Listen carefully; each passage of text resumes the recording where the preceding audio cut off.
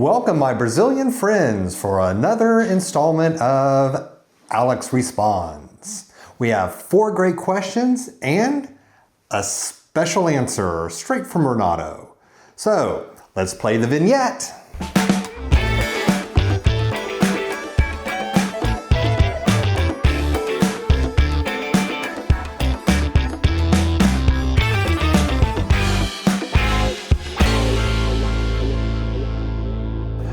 Well, welcome. So we have 4 questions, and then Renato gave me an extra question. So I'm going to answer 5 today. So make sure you stick around for the last one for Renato's question to me. So let's dive right in. The first question is from Paulo Reginato.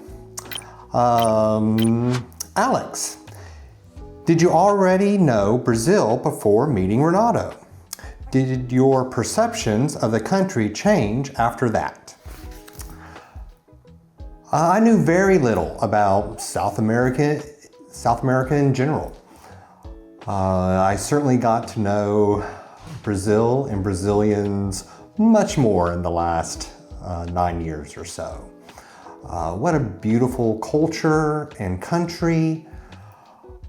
I've been there 3 times now. I think we have another trip planned soon, and I enjoy so much going every time. I sometimes forget how big Brazil is as compared to the United States. Americans, I think, falsely believe because America is so vast, every other country that we interact with is much smaller, and we compare it to one of our 50 states. And Brazil, such a great and huge country, is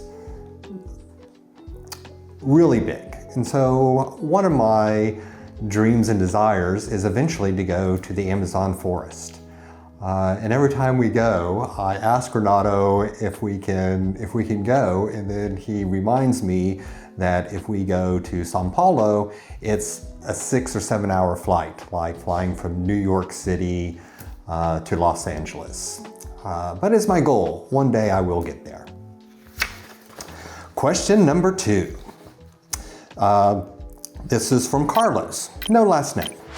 Alex, I always see you involved in projects with Renato. Do you focus more on design, management, client relations at Alves Howell? Well, that is a good question. We really have 2 businesses that we run. Certainly they blend into each other, the real estate business and the design business. Many of our clients funnel in from real estate into design is our preferred business model. And it's really my philosophy that anything that stops Renato from talking to clients and selling and designing and using his talents to talk to people and design, I try to take away so that he can do those things. So back office management, a lot of the accounting, welcoming new real estate agents, finding vendors for design, following up on all those things, falls squarely on my shoulders usually. Certainly we have a huge staff that takes on some of those responsibilities as well, but I am the top of the pyramid for that. And that's kind of what I really enjoy as well. As a past banker, I'm a very A-type personality, so I enjoy facts and figures and contracts that are black and white, either right or wrong. I think that was part of some of my other answers in the previous shows about the difference between sometimes Americans and Brazilians. As Americans has that huge focus on contracts and laws, and it's either right or wrong. And so I enjoy that. So that's what I mostly do as the yin and yang of me and Renato's business relationship. So I try to handle most of the back office stuff so Renato can focus on talking with clients and making them happy. I enjoy real estate a little more because I have a deeper background, and for design because I am not picking colors or deciding things. It is much more academic for me for design. So I enjoy the finished product and how it's created, and there is always room for more knowledge. I have a much deeper background in real estate, so I focus more on that and then provide more support for the design side. Great question. Question number 3. This is from Andre Machuda. Alex, we've noticed that many Americans aren't very familiar with geography. Many don't even know where Brazil is or what language is spoken here. I'd like to know, when you were a child, how was geography taught in the United States? Did you learn world geography or just the US geography?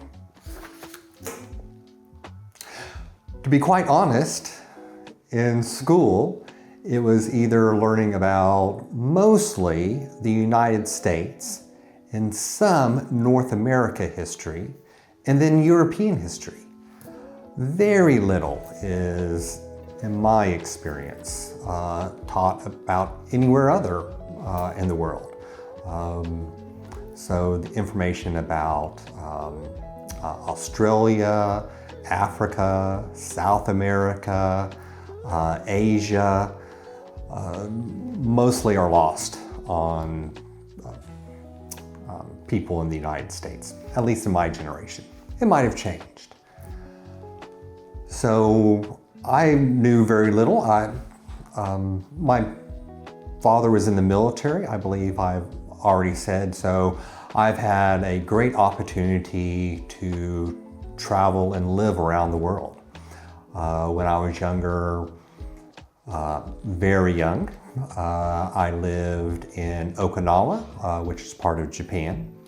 Then in my early teens, we lived in Germany in a town called Kaiserslautern. Those are the 2 foreign countries that I lived in about 6 years out of my life. Because my father's in the military as well, we would move every 3 years.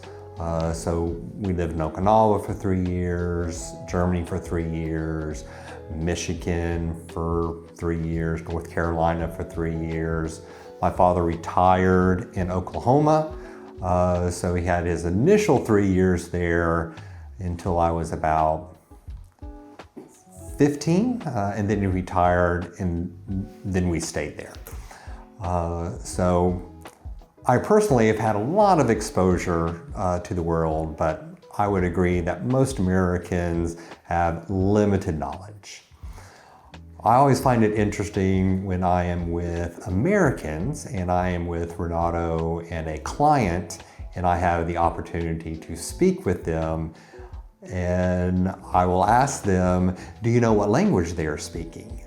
And they'll usually say at first, I thought it was Spanish, but as I listen more, I'm not quite sure it is Spanish. And then I inform them that it is Portuguese. And then the little history about how Portugal is the ones who first started colonizing Brazil, and that's why Portuguese is the dominant language there. So there is a huge gap. I believe because of sports and soccer, most people can identify the Brazilian flag, but probably that is about it. I know in Orlando, when I talk to Americans and I talk about the Brazilian community, 80% of the time, one of the things that they talk about is the Florida Mall and the buses that drive up in front of Florida Mall where people exit with nothing in hand, and then when they board the bus again, they will have 2 suitcases that are wrapped in saran wrap that are full of wonderful things from America. So even people in Orlando are not as educated as you might think, certainly not as educated as Brazilians are about America. Great question. Question number 4. This is from Rachel Lasadri. Hopefully the name on the bottom will have a better pronunciation than mine. Alex, I love everything about American lifestyle, including the habits. I really adore right after Renato. But there are 2 things I don't quite understand. First, why have a dresser in the bedroom if there's already a closet? Sometimes even inside the bedroom. Would it be more practical to keep clothes in one place, including underwear?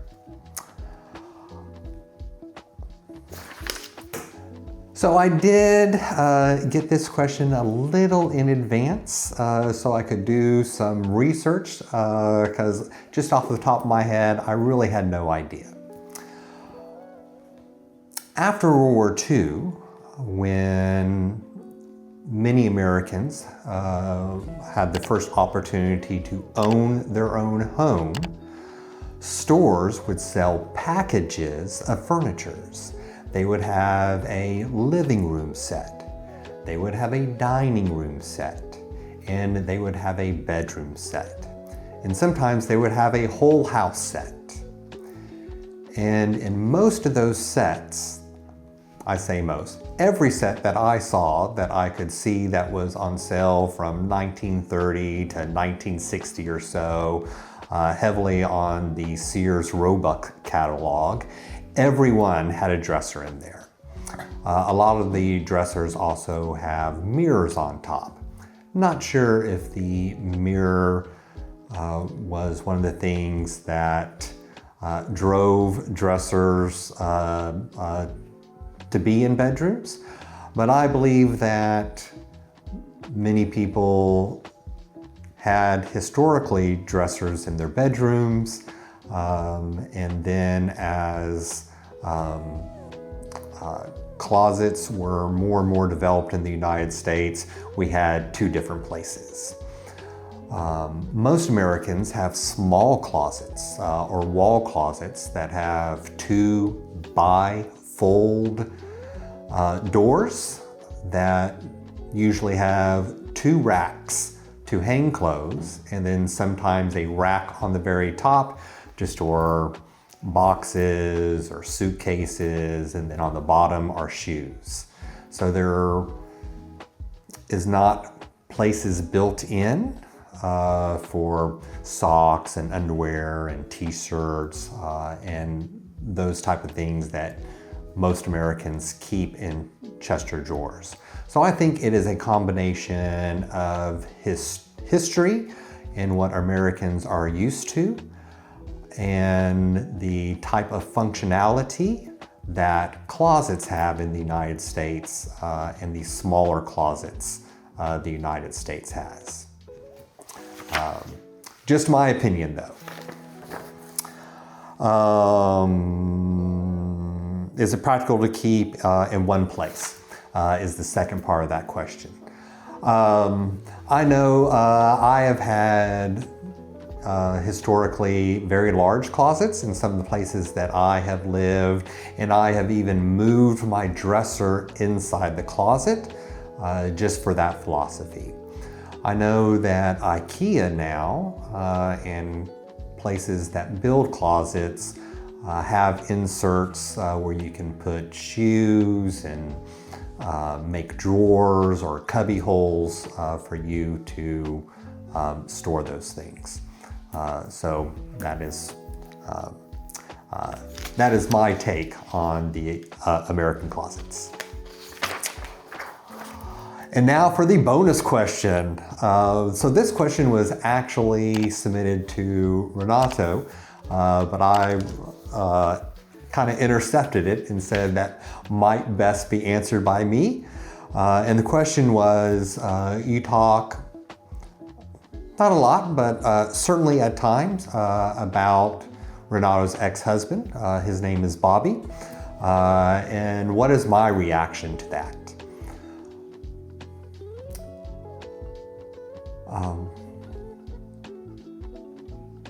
My reaction is trust and love. If I'm in a relationship with someone, certainly married to them, you have to have that level of trust. And I have that unwavering trust with Renato. I know that I am his and he is mine. And that level of trust is unwavering. So as he interacts with Bobby, certainly I keep an eagle eye for trends, but for me, it really comes down to trust. And Bobby's a pretty good guy too. So why Bobby lived in Orlando, certainly Renato had some, I would call unfinished business. They got and raised the 3 dogs that we have now together. So there is certainly some attachment for Bobby for the dogs.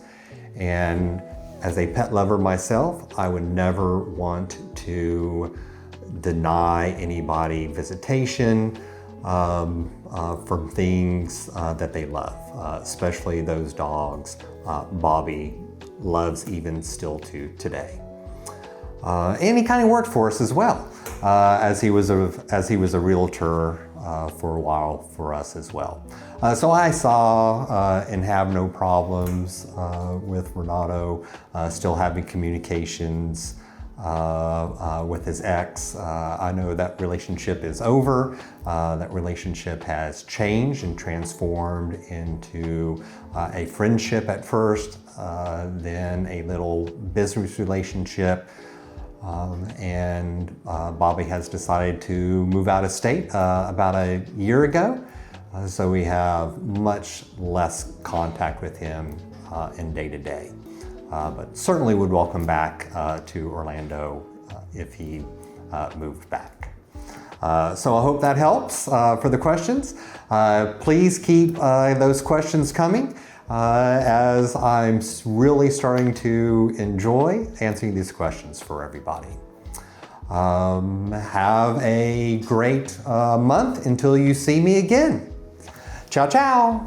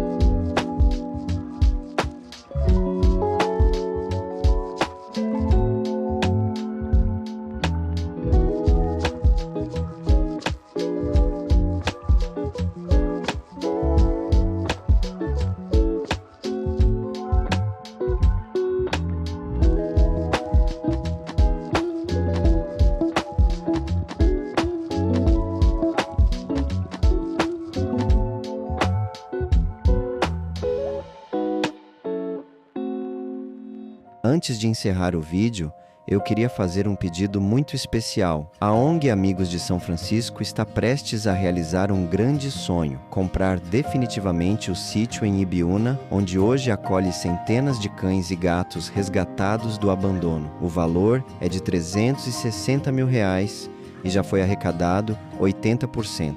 Agora falta apenas 20% para que esse lar seja realmente deles. Desde 2012, a ONG já transformou a vida de mais de 2.000 animais. Muitos foram adotados, mas outros, especialmente os mais velhinhos, provavelmente passarão o resto da vida no abrigo.